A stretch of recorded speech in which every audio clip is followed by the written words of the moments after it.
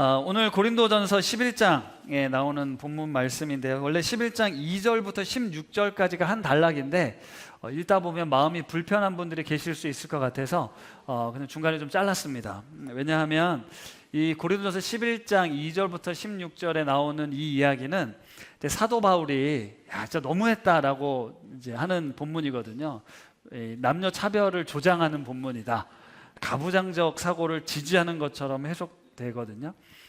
몇몇 표현들이 이런 표현이 나옵니다. 남자는 여자의 머리다. 네. 고개를 끄덕이시는 분들도 계시고 무슨 그런 소리가 있어라고 하시는 분들도 있을 수 있고, 여자는 남자에게서 났다. 이게 창세기에 보면 여자가 남자에게서 났다 이런 얘기가 있습니다. 남자가 여자를 위해 지음받지 않고 여자가 남자를 위하여 지음을 받았다. 네, 이런 말씀들이 나와요. 그러니까 이 말씀을 가지고 우리가 이제 어떻게 이해를 하냐면 여성은 남자보다 좀 열등한 존재, 어떤 종속된 존재로 우리가 이제 받아들입니다. 봐봐라, 여자는 남자를 위해 지음받지 않았냐? 너는 나를 위해 살아야 존재하는 거다. 똑똑히 알아들어라고 우리 남편들이 써먹을 수 있는 말씀들이기도 하죠. 이래서 이 본문에 대해서 사실은 많은 비난과 논쟁이 있습니다. 더 심각한 말씀은 14장에 가면 나오는데요. 이런 구절이 나와요. 여자는 교회에서 잠잠하라. 그들에게 말하는 것을 허락한 적이 없다. 네, 이런 구절이 나옵니다. 그땐 도대체 어떻게 설교를 해야 될지 사실 지금도 깝깝한데요. 이런 성경 본문을 근거로 여성에게 교회 리더 역할을 주지 않는 교회들이 여전히 있습니다. 혹시 그런 교회에서 오신 분들도 계실 수 있을 겁니다. 생각해보니 우리 교회는 왜 여성 목회자들이 있네? 내가 다녔던 교회는 여성 목회자들을 못 봤는데 라는 분들이 있을 거예요. 예, 그렇습니다. 우신교회는 여성 부목사님이 2분이나 계십니다. 이분들이 종종 이곳 강단에서 말씀을 전하고 있어요. 이거는 성경 말씀에 위반되는 매우 심각한 행위라고 할 수 있습니다. 라고 여러분들은 어떻게 생각하십니까?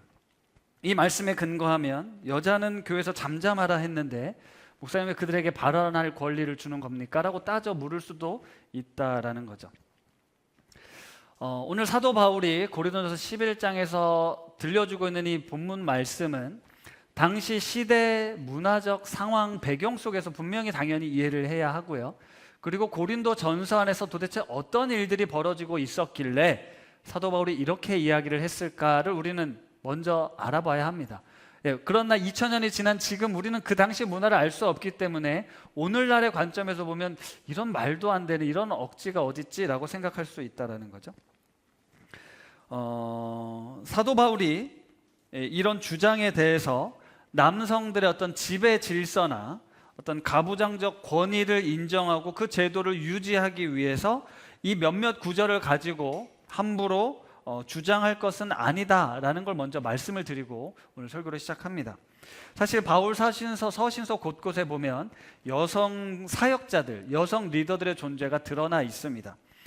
사도 바울이 주장했던 핵심 내용 중에 하나가 뭐냐면 이방인과 유대인 그리고 남자와 여자, 종이나 자유인이 모두 다 똑같다. 그리스도 안에서 하나님 안에서 우리는 모두 다 동등한 존재다라고 분명히 주장을 하고 있습니다. 따라서 남성이 여성보다 더 우월하다라는 주장을 펼치는 건 맞지가 않는 내용이거든요. 여성들도 교회의 리더로서 분명한 역할을 감당하고 있었습니다. 오늘 본문에서도 우리가 읽어봤지만 유추해 볼 수 있는데요.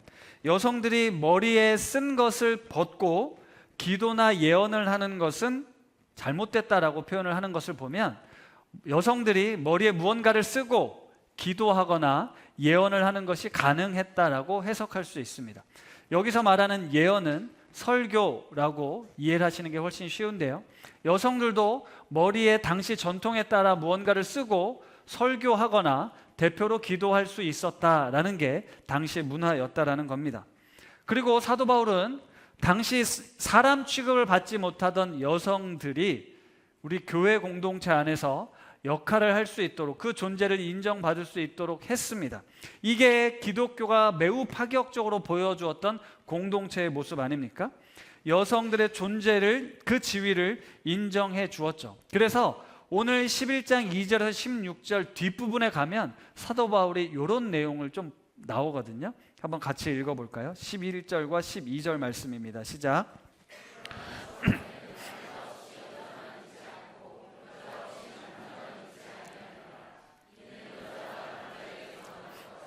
남자도 여자로 말미암아 났음이라. 그리고 모든 것은 하나님에게서 났느니라. 여기 12절에 보면 여자가 남자에게서 처음에 났지만 그 다음 그 이후로 남자들은 어디서 나옵니까? 남자에게서 나오신 분 계세요? 다 여성들을 통해서 나오잖아요. 그 인류의 역사는 모두 다 여성들을 통해서 나오고 있지 않습니까? 그리고 모든 것은 하나님에게서 났다라는 대원칙을 이야기를 합니다. 우리의 근원이 하나님께로 났음을, 물론 창조의 순서상 남자를 먼저 만드시고 남자의 갈비뼈를 통해서 여성을 만들었다라고 기록하고 있지만 이것을 위계 질서로, 상하 관계로 이야기하는 것이 아니다라는 겁니다. 물론 여자의 머리는 남자다 이런 표현이, 머리라는 표현 때문에 우리가 자꾸 그렇게 생각하지만 원래 주고자 하는 메시지는 그게 아니다라는 거예요. 그리고 이렇게 생각할 수 있는 중요한 이유도 바울이 언급을 했는데요. 여성의 머리가 남자의 머리는 그리스도, 그리고 그리스도의 머리는 하나님이다라고 설명을 하고 있습니다. 그렇다면 우리가 알고 있는 삼위일체 하나님의 논리에 따르면 하나님과 예수 그리스도, 성령님은 동등한 삼위가 하나인 분이신 거잖아요. 위아래가 아닙니다. 따라서 그리스도의 머리는 하나님이라고 해서 예수님이 하나님보다 열등한 존재다라고 우리가 부를 수 없는 것처럼 여자의 머리는 남자다라고 해서 여성이 남자보다 열등한 존재라고 해석할 수 없다라는 것이죠. 삼위일체 하나님이 서로 동등하게 사랑 가운데 존재하는 것처럼 남자와 여자도 하나님께로부터 난 존재로서 동등한 지위와 역할이 있다라는 겁니다. 오늘 본문을 통해 혹시라도 불편한 감정이 있거나 오해하는 일이 없으시기를 바랍니다. 그리고 처음에 말씀드린 것처럼 도대체 어떤 맥락에서, 어떤 상황에서 사도 바울은 무엇을 이야기하고 싶었는가, 오늘 그걸 좀 살펴보려고 하는데요. 오늘 설교의 제목을 예배의 질서, 존중과 배려라고 잡았습니다. 예배를 드리는 데는 질서가 있지만 그 안엔 배려와 존중이 필요하다라는 말씀입니다. 먼저 11장부터 14장까지 총 4개의 장에 걸쳐서 예배와 관련된 태도, 예배 드리는 성도들의 태도에 대한 이야기를 들려주고 있습니다. 예배를 드리고 있는 지금 우리의 자세가 어떠해야 하는지에 대한 내용인데요. 물론 예배라고 부르고 있지만 이게 우리 지금 편의상 예배라고 부르고 있는 것이지 사도 바울은 그렇게 이야기하지 않습니다. 왜냐하면 초대교회 예배는 오늘날 우리의 모습과 같지 않았기 때문이죠. 오늘날처럼 뭔가 주일 시간을 정해놓고 어떤 예배라는 이런 주보에 나오는 순서대로 예배를 드리지 않았습니다. 그리스도인들은 날마다 모였어요. 날마다 모여서 떡을 떼고 밥을 먹고, 그러다가 누군가 말씀을 읽고 그 말씀을 듣고 깨달은 사람이 예언함으로 이 말씀을 설명했습니다. 그리고 성도들의 삶의 이야기를 듣고 함께 기도하고, 그런 모임이었어요. 그리스도인의 모임. 따라서 예배에 합당한 태도라고 제가 말씀을 드리고 있지만 우리가 인식해야 될 것은 그리스도인으로 모여지는 모든 모임, 예수 믿는 사람들이 이렇게 모여 있을 때, 아니면 우리가 이 땅에서 그리스도인으로 살아갈 때 우리가 가져야 될 태도와 자세를 이야기하고 있다는 걸 염두에 두셨으면 좋겠습니다. 예배 시간에 이러이러해야 한다라는 행동 규범을 말하고 싶은 것이 아니라 그리스도인들이 모였을 때 그 서로 다른 지체들이 모여 질서가 필요한데 그 질서 속에 존중과 배려함이 필요하다라는 겁니다. 이 11장부터 14장엔 크게 3가지 주제가 나오는데, 첫 번째가 여성들이 예배 중에 머리에 수건을 쓰는 문제였고, 11장 뒷부분에는 성만찬 이야기가 나옵니다. 그리고 12장부터 14장 무려 3개의 장에 걸쳐 영적 은사들에 대해서 설명을 하고 있는데요, 고린도 교회의 큰 문제나 어려움이 바로 이 영적 은사와 관련된 부분이었던 것 같습니다. 은사를 받은 사람들이 교만하게 행동함으로 교회 질서를 무너뜨리고 분쟁, 분란이 일어났던 것 같습니다. 그게 총 3개장을 걸쳐서 이야기를 하는데요, 오늘 처음 나오는 이 머리에, 여성들의 머리에 너울을 쓰는 문제에 대해서 말씀을 드릴게요.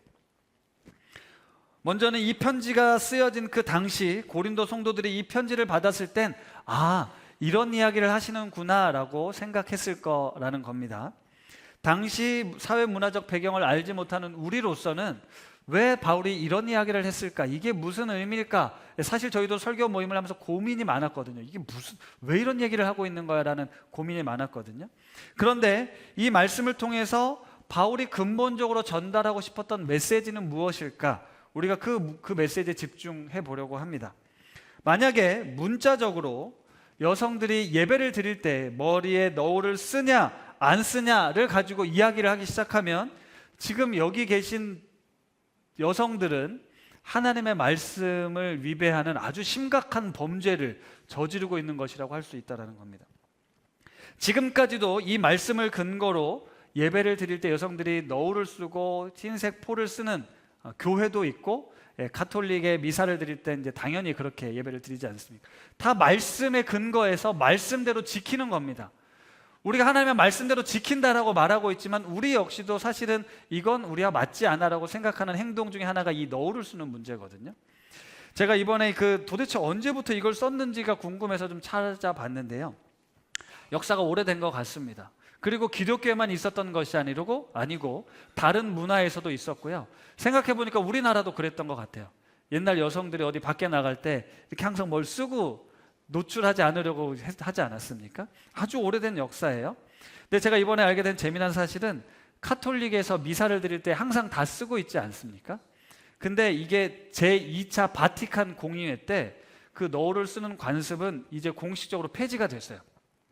쓰지 않아도 된다라고 가톨릭에서 공식적으로 이야기를 했는데 우리는 여전히 그들은 쓰고 예배를 드린다고 알지 않습니까? 그만큼 전통이라는 걸 이게 어떤 의미니까 지켜야 된다는 것이 있지만 이게 성경 말씀에 위배되는 것이니 불법이다라고 하지 않고 개인의 선택에게 맡겼다라는 겁니다.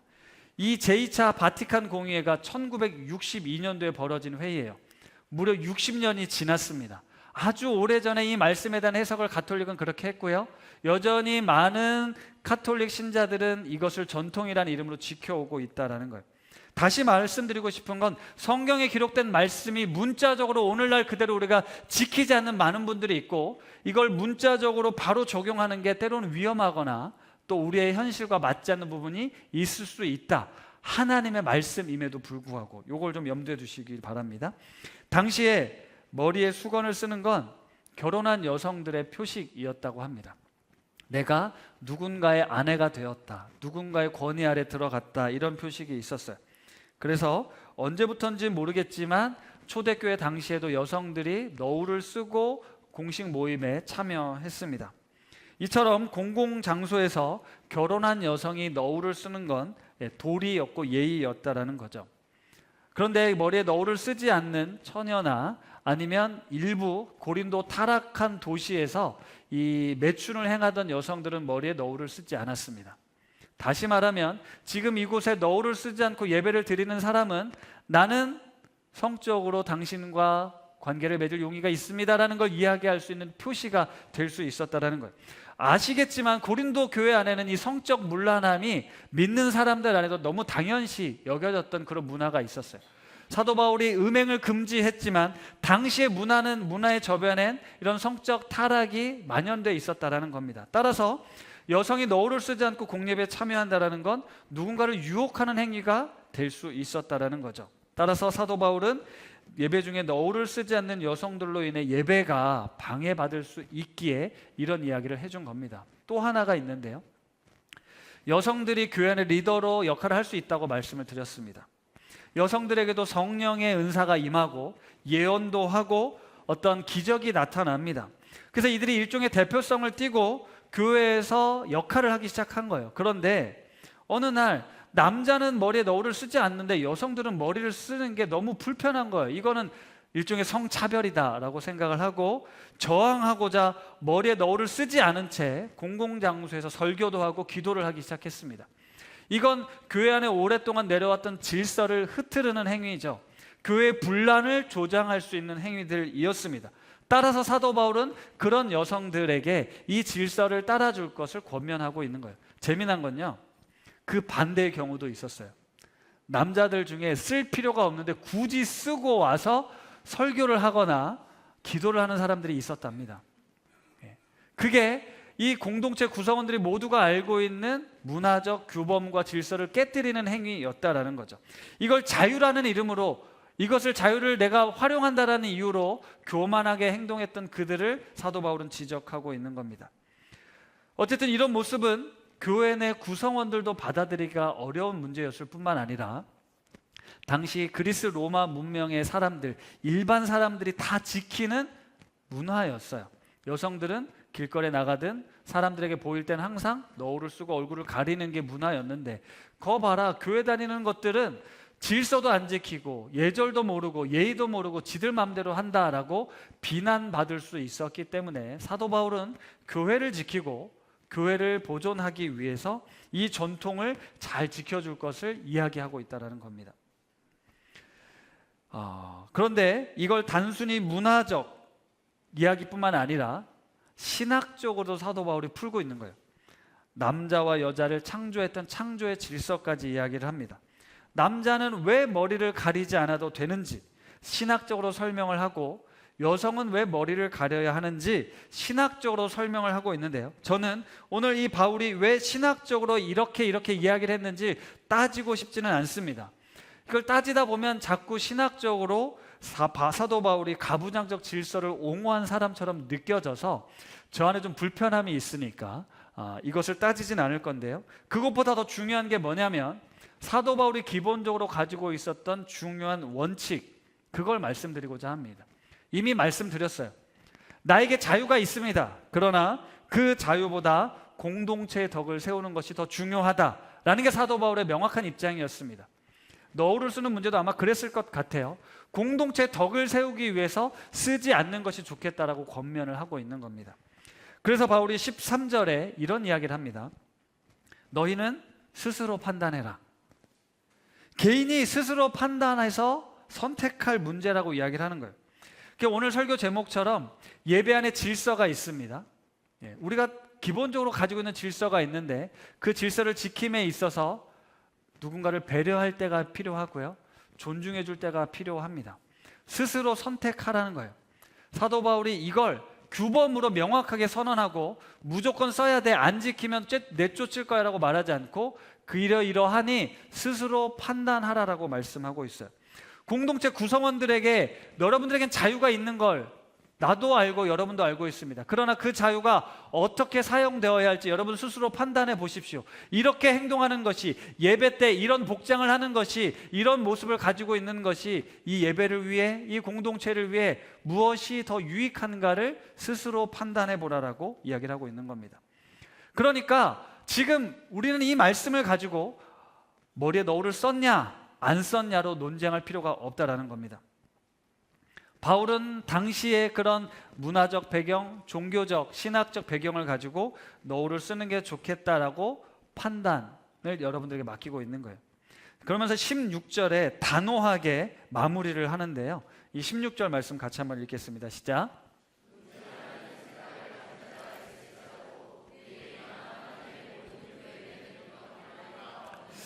네, 이게 무슨 뜻이에요? 논쟁하려는 생각, 바울이 그렇게 권면했지만 바울 아무리 그래도 그건 아닌 것 같은데요, 이거 뭐 문제가 있지 않습니까? 이게 신학적으로 맞습니까? 논쟁하려거든 생각을 가지고 있는 사람이 있을지라도 이건 지금 우리 공동체나 아니면 지금 신약시대 모든 교회에 이런 관례가 없으니 따라라 라고 말은 합니다. 가능하면 지켜주는 게 좋겠다라고 이야기를 하고 있는 거예요. 뭐가 더 중요하냐는 거죠. 무엇이 중요한디? 뭐가 교회 안에서 중요한 거냐, 이걸 묻고 있는 겁니다. 분명 이런 문제를 가지고 사소한 논쟁을 벌일 수 있겠지만 교회의 질서를 생각할 때 이것은 허용할 수 없다라고 바울은 이야기하고 있는 거예요. 바울에게 있어서 이 부분이 신앙적으로 죽고 사는 문제는 분명히 아니었을 겁니다. 우상 제물에게 바쳐진 먹는 문제도 이미 그렇게 바울은 보여줬잖아요. 먹을 수 있다, 먹어도 된다, 하지만 연약한 자를 위해서 먹지 말아라, 안 먹는 게 좋겠다라고 분명히 이야기하지 않습니까? 너울을 쓰는 문제도 분명히 사느냐 죽느냐의 문제는 아니었지만 이것이 공동체 덕을 위해서 당신이 어떻게 행동하는 게 좋을지 스스로 판단하라고 한 겁니다. 할례 문제는요, 바울이 목숨처럼 싸웠던 주제입니다. 자기가 죽을 위험에 처했어도 이것만큼은 타협할 수 없다라고 해서 싸웠던 게 할례 주제잖아요. 만약에 여성에 대한 당시 사회적 관점이 잘못됐다라고 바울이 생각했다면, 이건 성경적으로 분명히 고쳐야 된다라는 이슈를 사도 바울이 인식하고 있었다면 아마 싸웠을 거예요. 그러나 지금 바울의 내용을 들어보면 창조의 질서 속에 남자가 여자가 동등한 존재이기는 하지만 그래도 역할은 좀 다르구나, 어떤 질서가 있는 거구나라고 사도 바울은 인식했기 때문에 여성들에게 이런 권면을 하고 있는 겁니다.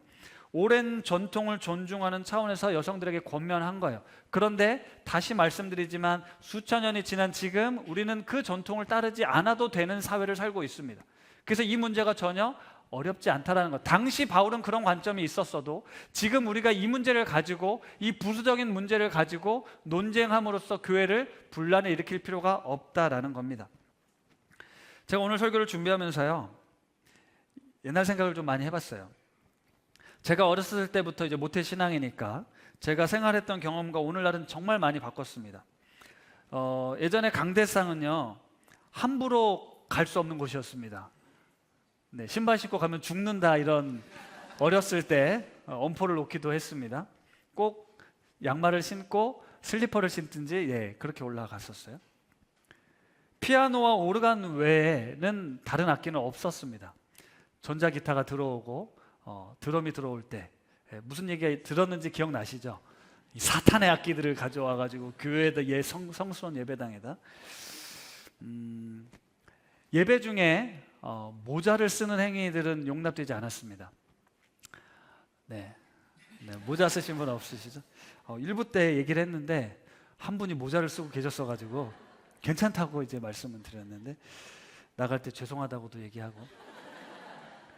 예배 중에 모자를 쓸 수 없었습니다. 그거는 불경건한 행동이었으니까. 찬송가 외에 이렇게 찬양팀이 나와서 이런 찬양을 부르는 건 절대로 있을 수 없는 거룩한 성스러운 예배 중에 그런 음악, 그런 노래를 부르는 건 허용되지 않았던 때가 있습니다. 그런데 지금은 그런 것들이 우리에게 주장되지 않고 너무나도 자연스럽게 받아들여지고 있습니다. 물론 받아들이지 못하시는 분들도 있는 것으로 알고 있습니다. 오랫동안의 전통을 존중해야 된다라고 주장함으로써 이런 잘못된 문화들을 받아들임으로 교회가 점점 더 타락하고 있다라고 걱정하고 염려하는 분들이 있다라는 거죠. 그럴 때 제가 드리고 싶은 이야기는 이런 변화들을 맞이할 때, 문화적, 시대적 차이들을 마주할 때, 세대 간의 문제를 맞이할 때 우리의 모습이 어떠했냐라는 거예요. 존중하고 배려했냐라고 생각해 보면 그러지 못했던 것 같습니다. 그것은 잘못된 거야, 틀린 거야, 이걸 성경적으로 신학적으로 얘기하면서 비난하고 정죄할 때가 많았습니다. 내가 알고 있었던 전통, 교회 질서는 이러한데 그것이 어긋났을 때 그 잘못에 대해서 우리는 지적하고 비난하는 것에 익숙했다라는 거죠. 그로 인한 갈등들이 있었습니다. 그리고 그 갈등의 과정 속에 중요한 복음의 핵심은 사라지고 아주 부수적인 것들로 인해 상처받고 교회를 떠나고 신앙을 버리는 일들이 있었다라는 것입니다. 오늘 설교를 주면서 이런 고민이 들었어요. 공예배 전통을 생각해 볼 때 여전히 기준에 못 미치는 일들은 많이 있을 수 있다. 이제 제가 오늘 설교를 준비하는, 제가 지금 강대상에 이렇게 태블릿을 하나 들고 왔잖아요. 성경책도 없습니다, 여기 지금 강대상에. 제가 언제부터 그랬는지 기억이 안 나는데 항상 성경책과 태블릿을 같이 가지고 올라와서 성경책을 여기다 놓고 태블릿을 두고 설교를 했었는데 어느 순간부터 성경책을 안 가지고 다니기 시작했습니다. 이것도 잘하는 건 아닌 것 같아요. 잘 못하는 것 같은데 그냥 이게 익숙해져 버린 거죠. 혹시 성경책 가져오신 분? 손 들어 보십시오. 계시잖아요. 네. 왜 자신 있게 드셔도 됩니다. 자신 있게. 얼마나 당당한 거예요. 여러분, 이게 말이 됩니까? 주일날 예배에 오는데 성경을 안 가져온다는 게 이게 말이 되냐고요. 말이 되는 시대를 살고 있는 걸 감사해야 되는데 이건 정말 말도 안 되는, 정말 어떻게 그럴 수 있지라고 생각할 일들이 지금 일어나고 있는 거잖아요. 요즘은 이제 성경책이 핸드폰에 다 들어있으니까 그래서 핸드폰을 들고 다닌다고 말씀하시겠죠. 거기에 찬송가도 있죠, 성경도 있으니까 편하게. 그래서 강대상에 올라올 때도 가끔 보면 핸드폰을 들고 올라와서 기도를 하시는 분이 있어요. 저는 이제 어느 정도 익숙해졌는데 누가 보면 뜨악할 일일 수도 있겠다. 뭔가 다 차려서 기도를 해야 될 것 같은데, 이런 모습을 보면 분명 좋지 않은 눈초리로 바라보는 분들이 있을 거라는 겁니다. 예배와 관련된 복장, 오늘 본문은 복장과 관련된 부분이라고 할 수 있죠. 하나하나 따지고 보면 내 기준으로, 내 경험으로 이건 거슬리는 게 한두 개가 아닐 수 있잖아요. 근데 몇 주 전에 필리핀에 이윤섭 선교사님이 오셔서 이제 선교복을 하시는데, 그 사진에 보면요, 필리핀의 그 이제 수상 마을에 있는 아이들이 예배드리는 모습이 나와요. 그 아이들은요, 슬리퍼나 맨발로 예배를 드리고 있습니다. 그리고 잠옷인지 외출복인지 전혀 구분 없이 그냥 있는 모습, 입은 옷 그대로 와서 예배를 드려요. 그들의 삶이고 무난히 괜찮다라고 우리는 생각합니다. 여러분, 선교지에 가서 그들과 그들의 모습을 가지고 예배를 드릴 때 불편함을 느끼신 분 계신가요? 어떻게 예배를 드리는데 저 지저분한 옷을 입고 있어, 왜 슬리퍼를 신고 와서 예배를 드려라고 생각하지 않습니다. 그런데 만약 지금 이곳에 누가 슬리퍼를 끌고 오고 핫팬츠를 입고 와서, 아니면 며칠 빨지도 않고 더러워진 옷을 입고 땀 냄새 나는 옷으로 이곳에 와서 예배 드린다면 우리는 어떻게 합니까? 불편하죠. 뭔가 빨리 어떻게 고쳐주고 싶고 이야기해주고 싶은 마음이 있습니다.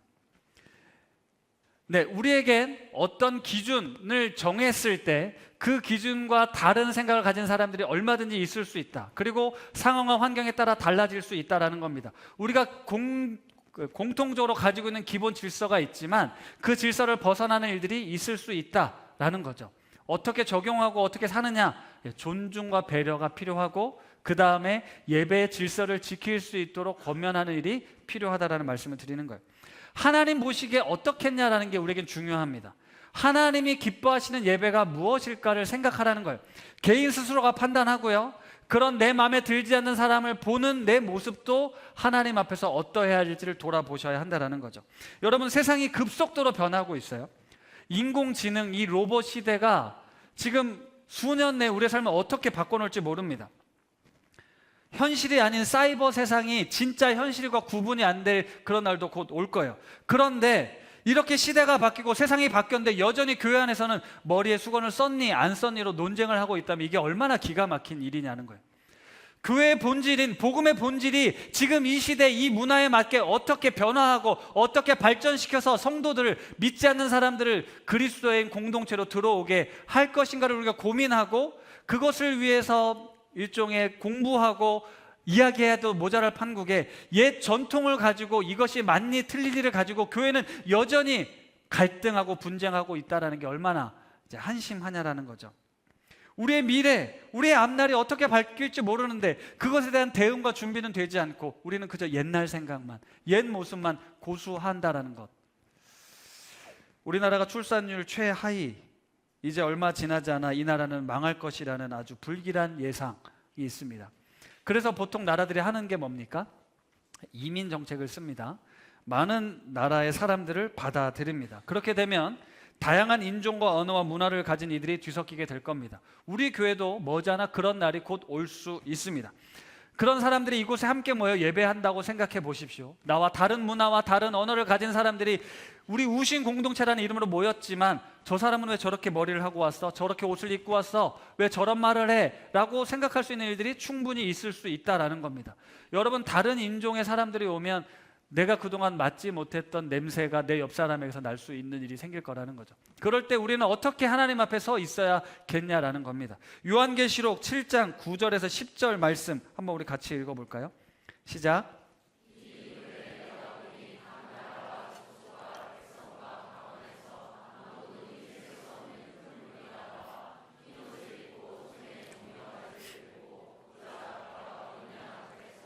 큰 소리로 외쳐 이르되 구원하심이 보좌에 앉으신 우리 하나님과 어린 양에게 있도다. 아멘.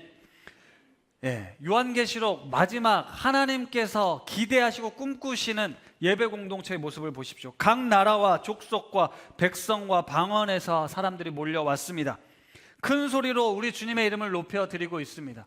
거기에는 각양각색의 사람들이 모여 있다라는 겁니다. 그들이 함께 나의 주 나의 하나님을 찬양하고 높이는 것, 이것을 하나님께서 기뻐하시고 기대하고 있다라는 거예요. 오늘 이 공동체 안에서도 고린도 교회 안에 여러 가지 분란과 분쟁이 어떤 이슈를 가지고 만들어진 것과 상관없이 중요한 것은 뭐냐? 이 공동체가 함께 예배하는 공동체여야 한다는 겁니다. 그리고 그것을 위해 질서를 존중해 주어야 하고, 그 질서 속에서 공동체 개개인의 구성원들을 존중하고 배려하는 일들이 필요하다는 겁니다. 사랑하는 우신가족 여러분, 제가 생각했을 때 제 기준에 완벽하고 문제가 없는 교회는 없습니다. 여러분도 마찬가지일 겁니다. 오랜 동안 신앙생활을 했지만 나의 기준과 나의 생각에 모든 것이 들어맞는 교회는 없습니다. 이번 주 하나감 기도회 때 부르심에 합당하게 살아가십시오라는 말씀을 전하면서, 우리의 부르심은 거룩인데 하나님께서 내가 거룩하니 너희도 거룩하라 말씀하셨던 그 거룩한 삶이란 뭐냐? 실수가 없고 문제가 없고 흠이 없고 도덕적으로 깨끗하고 윤리적으로 완벽하고 다툼과 갈등이 없는 삶? 그것이 아닙니다. 하나님께서 말씀하신 거룩하심이란, 예수 그리스도를 통해서 드러난 거룩이란, 우리가 그렇게 연약하고 모자라고 부족함에도 불구하고 그 모든 것을 그리스도의 사랑으로 덮는 공동체, 그게 바로 거룩이라는 겁니다. 모든 겸손과 온유함으로, 오래 참음으로, 사랑으로 용납하는 교회, 성령이 하나 되게 하신 것을 힘써 지키는 공동체, 이게 바로 거룩한 공동체라는 겁니다. 그리고 우리 모두가 그렇게 구원받은 존재로서 나와 너를 구분짓는 것이 아니라 우리의 연약함을 함께 하나님 앞에 가지고 가서 하나님 안에서 사랑으로 연합하는 것을 뜻하죠. 이것을 하나님께서 기뻐하십니다. 그런 사람들이 함께 하나님의 이름을 높일 때 하나님이 영광 받으시는 거예요. 오늘 본문에 보면 남자가 머리에 무엇을 쓰고 기도하거나 예언을 하면 그 머리를 욕되게 한다라고 기록하고 있고요. 여자가 머리에 쓴 것을 벗고 기도하거나 예언을 하면 그 머리를 욕되게 한다라고 기록이 되어 있습니다. 머리를 욕되게 한다라는 표현을 잠깐 생각해 보겠습니다. 새 번역은 부끄럽게 한다라고 되어 있는데요, 그 말씀 이후에 영광이라는 단어가 나옵니다. 그리스도의 머리는 하나님께 영광을 돌리는 것으로 해석할 수 있습니다. 다시 말해, 남자가 머리에 무언가를 쓰지 않아야 되는데 쓰고 예배를 드리는 행위와 여자가 머리에 쓰지 않고 기도하고 설교하는 행위는 부끄러운 일이다. 나에게 부끄러운 일이 아니라 하나님께 부끄러운 일이다. 하나님을 부끄럽게 하는 일이다. 하나님의 영광을 가리우는 일이다. 이런 뜻입니다. 여러분의 행위가, 우리의 이런 모습과 행동이 내가 다른 사람들에겐 아무 상관없어가 아니라 하나님을 부끄럽게 하는, 하나님의 이름을 욕되게 하는, 하나님의 영광을 가리우는 행위가 될 수 있다라는 걸 사도 바울은 지금 이야기해 주는 거예요. 여러분, 고린도전서 10장 31절, 그런즉 너희가 먹든지 마시든지 무엇을 하든지 다 하나님의 영광을 위해 하라. 이게 사도 바울의 원칙입니다. 우리의 모든 행위는 다 하나님께 영광을 돌리는 행위여야 된다는 거예요. 그리고 공동체의 덕을 세우라고 이야기를 하고 있죠. 우리가 예배를 드리는 우리의 마음가짐, 우리의 자세가 남들 보기에 어떠하냐가 아니라 하나님 보시기에 어떠하냐가 더 중요하다는 겁니다. 스스로 판단하시라는 거예요. 이게 우리 공동체의 덕을 세우고 하나님께 영광이 되느냐라는 거죠. 예배는 하나님께 영광을 돌리는 아주 가장 중요한 행위라고 할 수 있습니다. 예배 가운데 하나님을 부끄럽게 하는 행동은 하지 말라는 거예요. 그렇게 따지고 보니 하나님께 부끄럽게 하는 행동들이 참 많습니다. 제가 조목조목 따져서 말씀드리지 않겠습니다. 스스로 성찰해 보십시오. 내가 예배 드릴 때, 예배당에 나오기 시작하는 그 마음가짐부터 이곳에서 예배를 드리는 우리의 행위가 하나님을 욕되게 하고 있지는 않은지, 하나님을 부끄럽게 하고 있지는 않은지 말입니다. 말씀을 마무리하겠습니다. 바울이 고린도 교회의 여러 가지 문제와 분쟁에 대해서 편지를 쓰고 있습니다. 그리고 여러 구체적인 사안들을 언급하고 있지만 중요한 건 무엇이라고요? 무엇이든 하나님께 영광을 돌리는 것이 최우선이고, 나의 자유와 나의 유익이 있지만 공동체의 유익을 먼저 생각하라고 이야기하고 있습니다. 그것을 위해 바울은 교회의 질서를 이야기를 하는 거예요. 전통을 존중해 주는 게 좋겠다라고 말하는 겁니다. 질서를 따라달라고 부탁을 하는 거예요. 그러나 그 질서를 존중할 때 이 연약한 자들을 먼저 배려해 줘라. 그들의 생각을 좀 이해해 줘라. 하지만 공동체를 위해서 더 덕을 세우는 것이 무엇인지 스스로 판단할 수 있게 해주라고 이야기를 합니다. 올해 교회 안에 작은 교회라는 주제로 한 해를 살고 있습니다. 벌써 6개월이 지났습니다. 여러분, 여기 함께 200명이 다 같은 마음, 같은 생각, 같은 성격 가지기도 힘들어요. 그런데 작은 교회, 소그룹 공동체도 마찬가지입니다. 그러나 사도 바울이 이야기하고 싶은 것, 하나님께서 우리에게 들려주시는 말씀을 들어보십시오. 내가 생각하는 완벽한 교회, 완벽한 공동체는 없습니다. 그건 나도 완벽하지 않기 때문에 그렇습니다. 근데 우리는 착각해요. 나는 그래도 좀 괜찮다고, 나는 그래도 좀 낫다고, 그런 교만함에 빠질 수 있습니다. 내가 좀 오래 배웠다고, 나에게 어떤 특별한 능력이 있다고 교만해질 수 있는 거예요. 그래서 질서를 무시합니다. 내 주장을 펼칩니다. 내 고집을 펼치죠. 나의 신앙과 전통만을 고집스럽게 주장함으로 누군가에게 걸림돌이 될 수 있다는 걸 주의하셨으면 좋겠습니다. 예수 그리스도께서 말씀하셨죠? 나보다 남을 낮게 여기라고 말입니다. 그 사람이 나보다 나은 점이 있어서요? 아니요. 주님께서 그 사람을 하나님의 형상대로 나처럼 귀하게 여기기 때문에 나보다 남을 낮게 여기라고 말하는 거예요. 그리스도를 통해, 십자가 사랑의 복음을 통해 이 공동체가 세워졌습니다. 그리고 은혜로 우리가 이 자리에 있는 거예요. 당신 옆에 있는 그분도 하나님의 은혜로 이 자리에 나온 겁니다. 우리가 서로 사랑 가운데 하나 되기를 힘쓰므로 하나님이 기뻐하시는 공동체, 하나님이 영광 받으시는 공동체 되기를 소망하며 함께 찬양하도록 하겠습니다.